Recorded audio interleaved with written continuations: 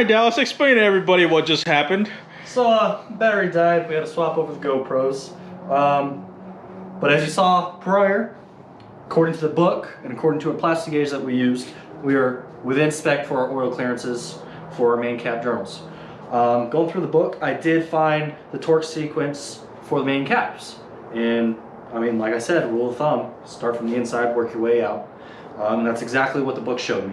You know, start with journal 3, go to 4, go to 2, go to 5, go to 1, spiral pattern, work your way around. So, before we get this crank in here, we're gonna start looking at these thrust bearings, okay? For not every engine is gonna have a thrust bearing. 4AG does. Not every engine is gonna have these oil squirters. Toyota loves their oil squirters. They love to overbuild, okay? And that's not a bad thing. That's why Toyota lasts forever. So, thrust bearing, okay? These are your oil galleys on your thrust bearing, okay? So, those go out. All you gotta do is place them in there. If you have trouble with them falling off, what I'm using right here, we ain't got no sponsorships or anything, so we're not gonna drop names. But basically it's just black moly graphite engine assembly lube, okay? Pick it up at your local auto parts store, and you know, that's what I use for everything. Old school big block boys, Chevy boys, they used ATF for everything. You know, grandfather used ATF when he built motors for you know, his Hemis and shit. Anyways, so got them all lubed up. Just gonna get your thin layer, put it up right here, put it up right there, lube it up nice, and get your oil galley all lubed up. You know, nice slip and slide. Now for the final time, the crankshaft is going to go into its final resting place, and that's where it's going to stay. Yep. So, let me wipe off my finger here. Thank you. Top boy. Yeah. We got your crank. We got all the plastic gauge all cleaned up. So, again, I like to start with the high points.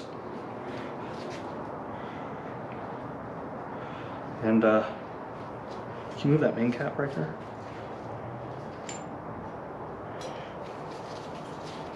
And this is why I like the high points being up, so you can grab your crank.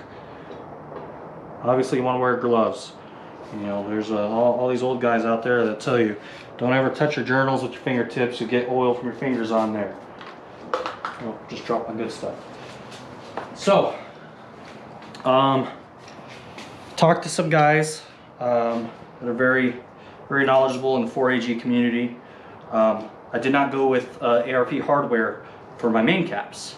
Obviously, my forged rods, they do have ARP hardware. 4AGs, they say anything above 500. Below that, main caps are going to be fine with your hardware. I'm going with my tried and true method, okay? You don't like it? Oh well. they ain't coming loose in the engine. Loctite. Yeah. So, yeah. caps. Definitely a debate in that. Down on the comments, let us know how you. Yeah, let us know what you would use in this process, and how you would go about it. Me, I use red Loctite. You know, it's not coming loose, so you don't have to worry about it coming loose. Anyways, we gotta lube up the top ends of these. Put a little dab of our assembly lube in there. Put your finger, get all nice and sloopery. Okay.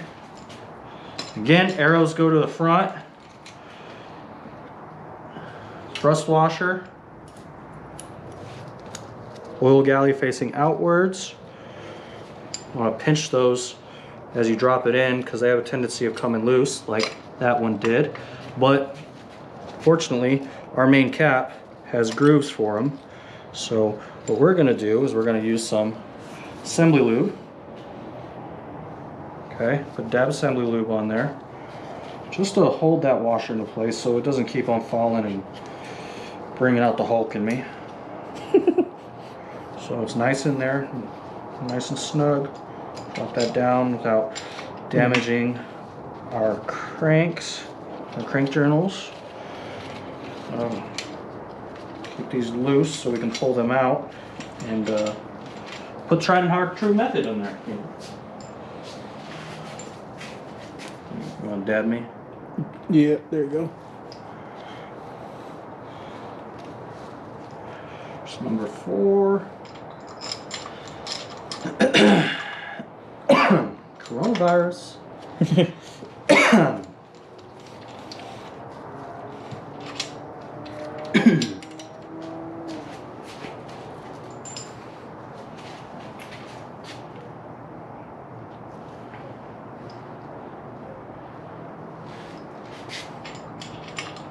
No such thing as too much lube.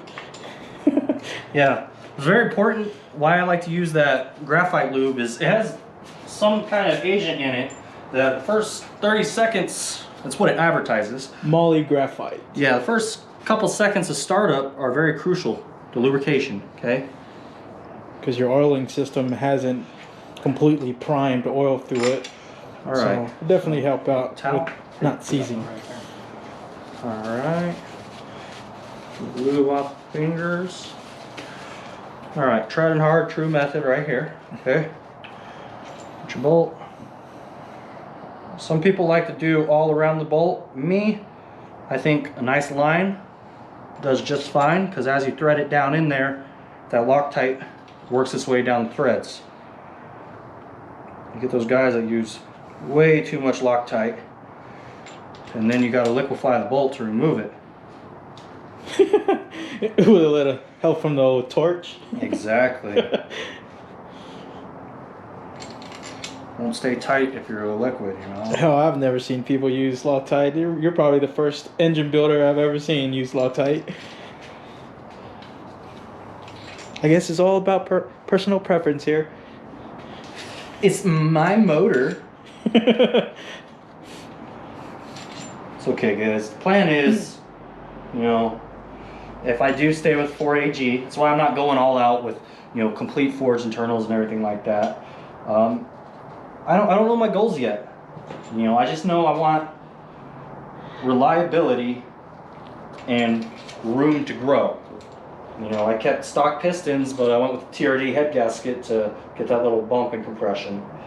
Those of you who know 4AG blacktop rods are the thinnest of the entire 4AG series. Silvertop has thicker rods than blacktop. So my idea was if I want to throw some boost at it, low boost, 5 to 7 pounds, you know, I need to take the weak point out of the engine, which is going to be those rods. And I need to strengthen the head, so head studs. And that was my thought process. You know, if I decide I want to get big boy, you know, numbers and stuff like that, then I can always take it apart, pull it, swap those out, throw some new bearings in it, and send it on its merry way. Did you go with ARP with your head studs? Yeah, I went ARP on the head studs. Honestly, I don't know any other brands of head studs out there. I'm probably sure there is.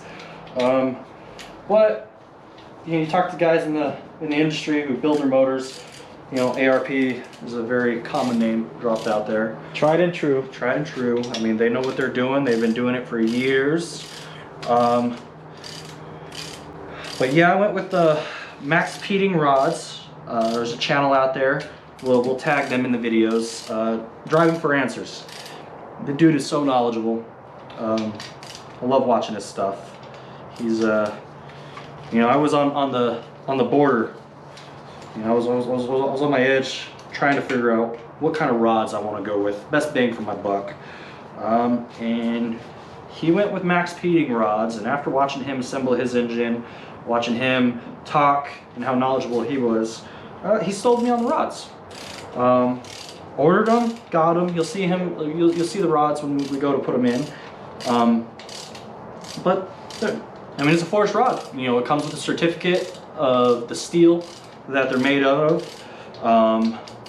Some of you are gonna be like, "Oh, those are China rods." Well, some of the 2020 taught us, you know, coronavirus. It's pretty strong, so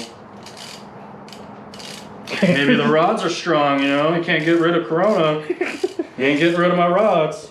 Just kidding. But, you know, not everything on eBay or Amazon or, you know, it all comes down to budget, power goals, and research. You know, obviously research before you go out and buy something. You know, here in the US, the most common thing that I like to talk about is catch cans and stuff like that. Oil catch cans. Got these companies out there that will swear that their catch can is best for your engine. But then, you know, you watch, you know, drifting videos and car show videos of Japan, and these guys are running heater hoses to beer cans. So, I mean, it's really, again, preference. It's just a catch can, you know. Now, some of you might just say, well, catch can rods are different, and you're right. But for my preference, my goals, I chose this brand because somebody swore up and down, and they seem to know their stuff. You know, and that's another important thing, is just talk to people. You know, don't let people tell you, oh, you can't do it that way, because before we got these awesome, cool standalones and stuff like that to make the big boy numbers, and back when 300, 400 horsepower was jaw-dropping, people were using FMUs and bigger fuel pumps, bigger injectors, safe-ax and stuff like that. And they made power that way. And if you want to make power that way, you can make power that way. Don't let somebody talk you out of it. Okay, now we got these all snugged up. We're going to switch over to the torque wrench. And again, we're going to do our torque sequence and go from there. See where there it is. Do they step your do they do it in steps, or is it just one? That's me. That's I do that with head studs, with torque in the head. You know, it says torque. You know, your torque spec is 44. So what we're gonna do is we're gonna do half and half. We're gonna do 25 foot-pounds. Okay. We're gonna torque it all up. We're gonna rotate the crank. Okay. Then we're gonna do our final torque. That's how I do it. So, start in your middle. Click.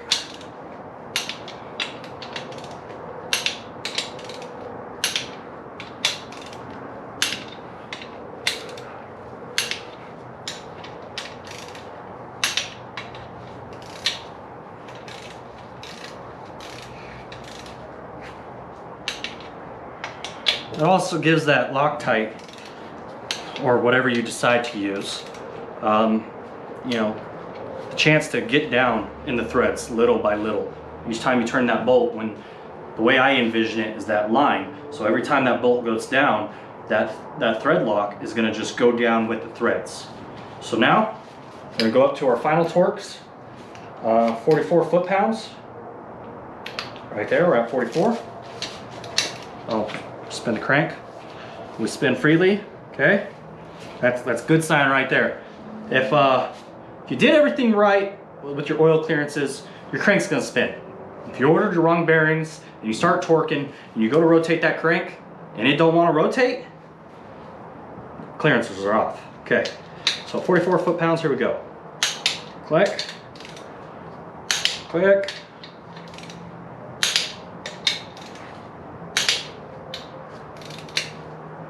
Oh, right here.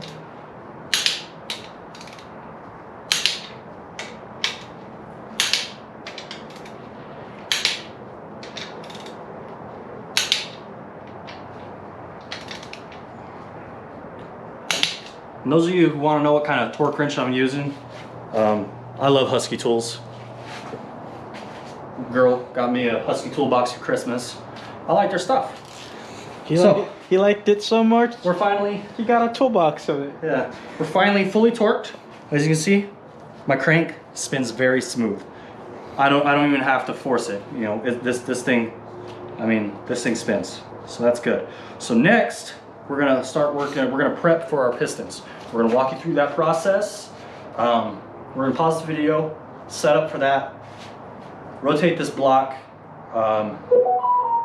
probably put the main seal on. I'm not sure. I'm probably gonna leave the main seal off until it's time to put the transmission and everything. Actually, no, main seal is gonna go on because oil pan's gonna go on because I want to seal this engine. I want to seal that bottom end from any contaminants. So we're gonna pull the block off, put the main seal on. Got to go over to there. By the way, shout out to Battle Garage. We'll tag you guys in this video as well. You guys, with the holidays and everything, you guys got me out my gasket kit in phenomenal time. Again, the general coronavirus excuse is out there for all the shipping companies and whatnot, but you know, these suppliers are working really hard with the adverse effects of coronavirus and everything like that. So shout out to you guys for getting me these gaskets and allowing me to do this in a fashionable time. So, and that kit that you got is everything that you needed to assemble this engine from top to bottom? That's what they advertise. I mean, I ordered some extra parts. You know, like for the top end, I ordered SuperTech valve stem steels and whatnot. So when we do our head assembly, you'll see that come out. Came with its own injectors and stuff like that. Basically, it's an OEM 100% regasket, bottom end, top end. That's what they say. So when we go through the process of regasketing everything, if we're missing everything, we'll let you guys know. I'll definitely let Battle Garage know if I'm missing anything. But yeah, so we're gonna pause. We're gonna get this rear main on, flip the block so that we can get these pistons in, show you that process. We'll be right back, guys. We went ahead and installed the rear main seal. Off camera, of course, is pretty simple. 10 millimeters, how was it again? 6 10mm bolts. You know, obviously it's a brand new gasket, but still for comfort of my own sanity, I went and used silicone, obviously, on the seals and everything like that. But yeah, so we're gonna get here. We're gonna do cylinder number 1 with you guys. Self-explanatory. Don't screw up. Don't scratch your walls. Don't scratch the journals. Do your best to guide it. So what we're gonna do here, here's a quick little, like I said, what I wanted to do was eliminate the weak point of my engine, which that being the rods. Forge rods, max heating rods. These are OEM. Anybody looking for OEM rods, hit us up because, well, they're still pretty good. So what I like to do is take your bolts right here, okay? Get 1 or 2 threads in there, okay? This is gonna help you guide it down. They make little aluminum rods, or you can put a long bolt in there. You know, some people use wooden dowels and stuff like that. Anyway, so we got our ring compressor right here, okay? Got our hammer. We're just gonna pound it in there. Just kidding. Definitely before that, guys, the one and most important step before putting in the rods, of course, we went ahead and cleaned the cylinder bores with some ATF and some lint-free, you know, shop towels, so that we don't get anything on Show there. them that crosshatch. And as you guys saw previous video, I showed you how to do a crosshatch. You know, we're kind of just uploading all these videos at one time, so you know, we're new to this process, so we're trying to put out a lot of content all at once. But yeah, so I went and did my own crosshatch. So I'll put a towel down underneath the stand. So what we're gonna do is we're gonna lubricate our cylinder wall. I'm using a DDP supplement Hyper Lube. Basically, it just has, I mean, you can use engine oil. Like I said, the old school boys and girls, they like to use ATF. This has high zinc quantity into it. So what we're gonna do is we're gonna just dab this across the cylinder wall, okay? Take your hand, turn that off. Sorry about that, didn't even know it was on. Take your hand, lubricate your cylinder wall, okay? Got your piston ring compressor in there.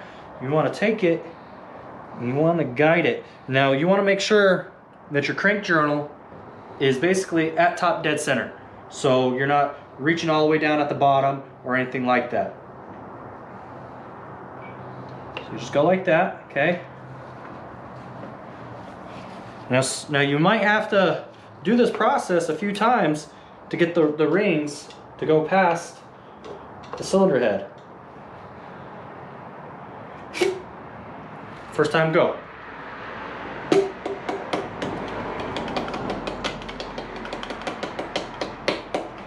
So there we go. We got piston number 1 in. Okay. We're gonna rotate.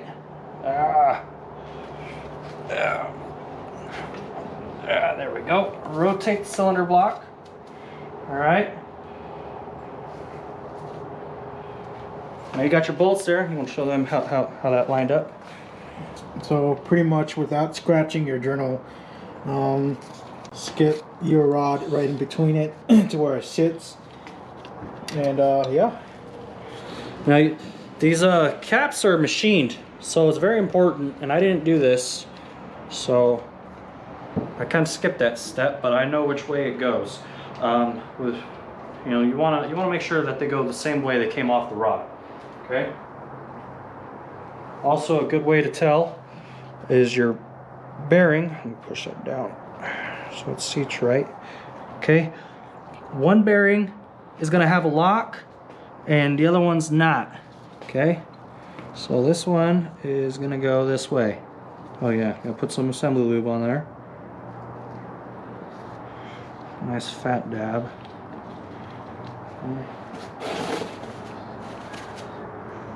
Anyways, so we want it to go this way.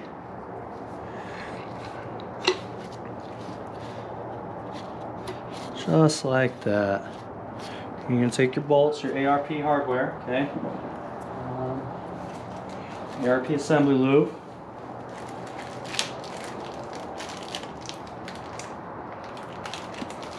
Oh, that must taste great. Tastes fantastic. Extra minerals for your health. Yep, gotta stay healthy. Mechanics don't get COVID. So you're gonna take a thin layer of this graphite, whatever, ARP Assembly Lube. Take it, put it right there, glob it, and just guide it. Guide it into your threads. Now, ARP recommends that you torque to manufacturer specification. So I'm gonna drop that bolt down there, okay?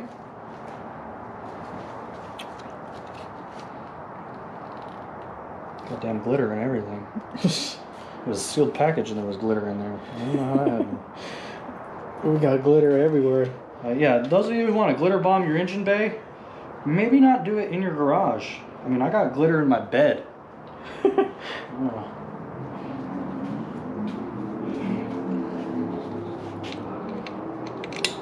Alright.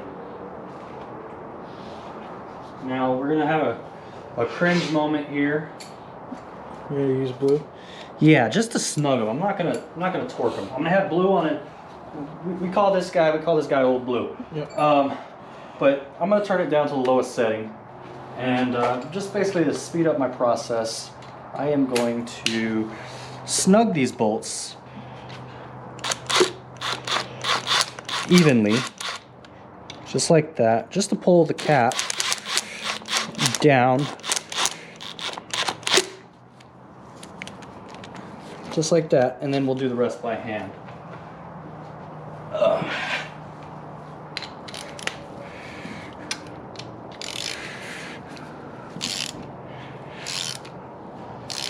You just want to work yourself back and forth. Once you feel a resistance on one side, go to the other side. Once had an instructor that said resistance is like a potato through a screen door. Whatever that means, I don't know. But yeah, so just go back and forth. Call it words of wisdom. Words of wisdom, yes. So I'm gonna go back and forth. And we're not gonna torque these all down yet. We're gonna get each one into the cylinder, okay? So they're all gonna be hand tight. We're gonna torque them down half capacity, rotate the crank, and then torque them down maximum capacity. Okay, those are all tight. So You guys know how to do one cylinder. We're gonna cut it off. We're running out of memory. We're running out of battery. Storage, battery. Yeah. We're running out of everything. So like I said, we're new to this, so we have a lot of videos coming together. We're gonna try to edit them and make several videos so that a lot of content comes out at once. If you guys recommend any like, you know, vlog, like equipment wise, please hit us up. You know, down in the comments, recommend some filming, you know, equipment. We definitely need to, because we're new to this. We're late in the game when it comes to YouTube. Everybody did the YouTube thing, you know. I grew up watching guys, you know, do their little YouTube vlogs and stuff like that. And you know, Alex and I were both vets. We chose a different path in our life on our early years. Yeah. It's a late start, but I mean, it's a passion. We love doing it. We're gonna continue to do it, regardless what people say. We love to share it with you guys, of course. This is why we're doing this. Yeah. So yeah, bear with us. So we're gonna take a break. We're gonna knock out the other 5 pistons, and we'll come back to you guys when it comes to torque and everything down. Got all 4 pistons in. We showed you guys the correct way to do it. Got our Arp stud lube or fastener assembly lube. Came with the Arp kit. So yeah, so final torque to yield ratio, we're gonna go 25 foot-pounds, and then we're gonna go manufacturer spec, 44 foot-pounds.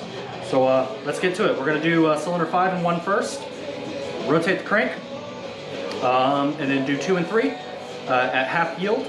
Then we're gonna rotate the crank again, and then do 1 and 5 at the final torque to yield of 44 foot-pounds. So let's get to it.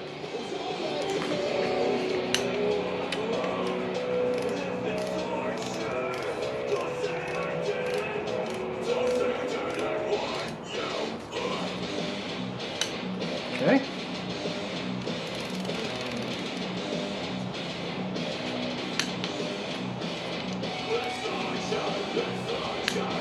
All right. So I'm rotating the crank through the oil pump, just with a crescent. There we go.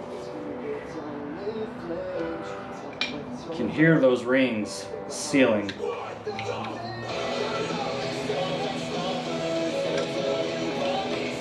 That right there.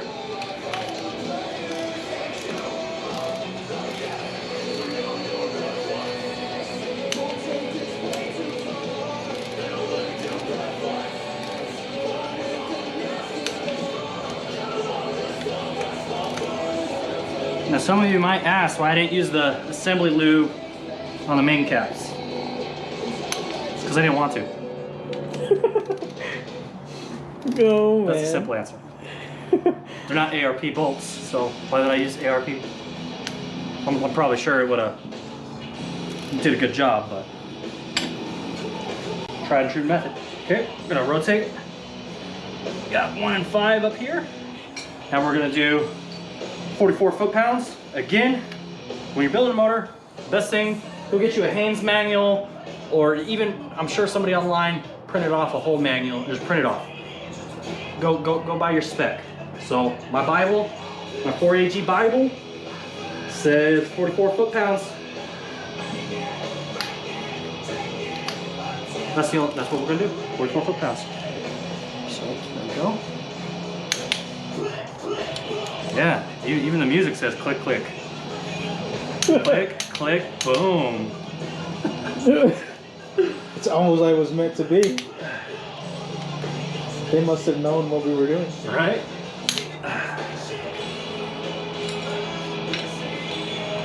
Now everybody's out there playing with fireworks. We're out here playing with 4AG. We make fireworks, okay?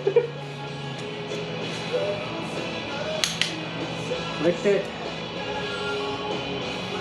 Clicked it.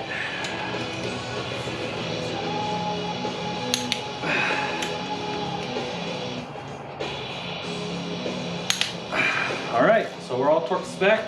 So what we're gonna do is we're gonna rotate the block, okay? And then we're gonna just pour some oil in the cylinders so that they're not dry. You know, it's gonna be a couple days before we get back to this. So we're gonna seal up the engine with the garbage bag, and some duct tape. Protect it from all the glitter. Yeah, literally. There's glitter everywhere. But let's give him a shot of the cylinder head.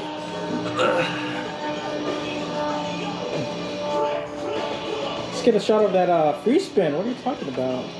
You know, push it so it keeps on getting bound up. There we go. Got the dowel pin.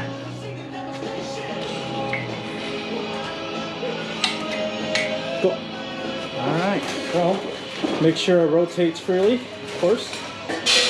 Make sure there's no binding.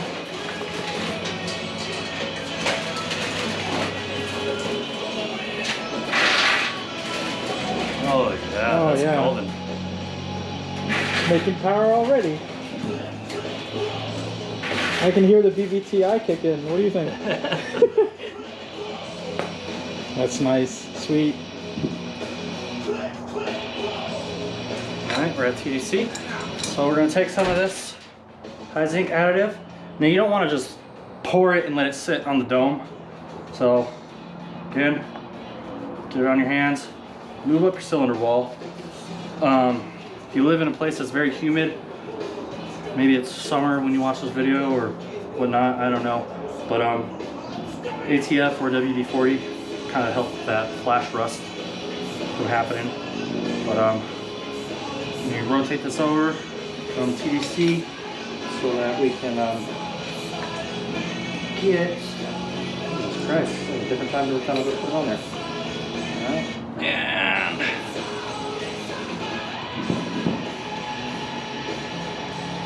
you just don't want to keep, you just want to keep cylinders lubricated at all times. Until it's 100% sealed, just keep it lubricated. You know, some of you guys out there building, and it might take you a month to build or whatnot, come out here, unbag it, wipe it down, clean it. You know, just make sure your block stays as clean as you can. You know, this isn't a clean room. Again, this isn't a machine shop. This isn't a builder shop. We're doing this in the garage. So do your best to keep contaminants. You're not going to be 100% contaminant free. Look at this. It's scraping the oil.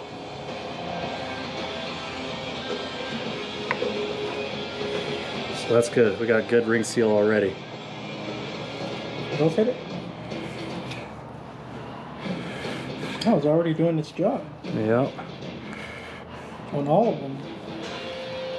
And you guys can see that crosshatch in there turned out phenomenal. Those cylinder walls look beautiful. Might as well call it a machine shop with that work. But yeah, that's it for the 4AG bottom end. Next, we'll probably do a cylinder head rebuild. I'll probably do some videos without Alex, oil pump and oil pan. We are gonna weld a bung onto the oil pan just in case I decide to throw some Wuhan spinny thing on there and do old snail power. A little snail power. Maybe run some low boost. Minor power upgrades. You know, because we're already pretty high compression. Don't want to run too much boost. What compression do you run in anyways? So stock compression on these is 11.5 to 1 black top. So we milled the head 5 thousandths, which is going to give you, I think it's for every 10 thousandths is a bump in compression, is one compression. So we should be close to 12 to 1 with the TRD head gasket that I chose. So yeah, gotta run premium gas at all times. I'm probably gonna run fuel additive all the time. You know, higher compression, you gotta run the right stuff. But we're on stock ECU for now. Probably gonna go with a Haltech or a Mega Squirt. You know, I'm very familiar with Mega Squirt.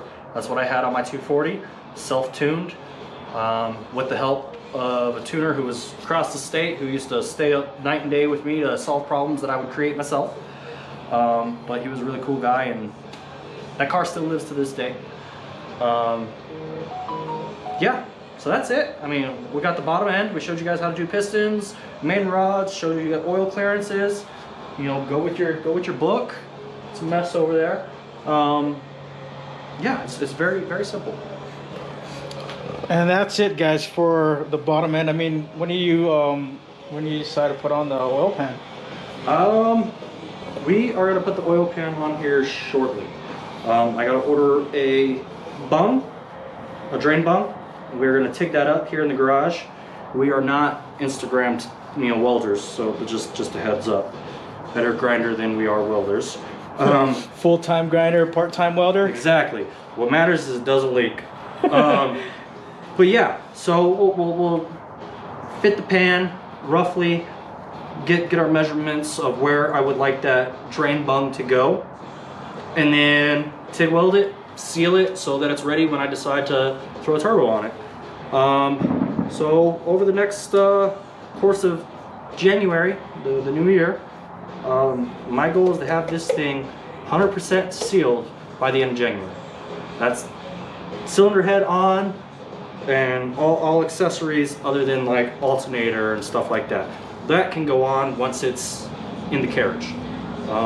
Engine bay, still got a few more coats of sparkles, yay. And then I just got to clear coat it and the engine bay is done. But yeah, that's it. Well, thank you for tuning in, guys.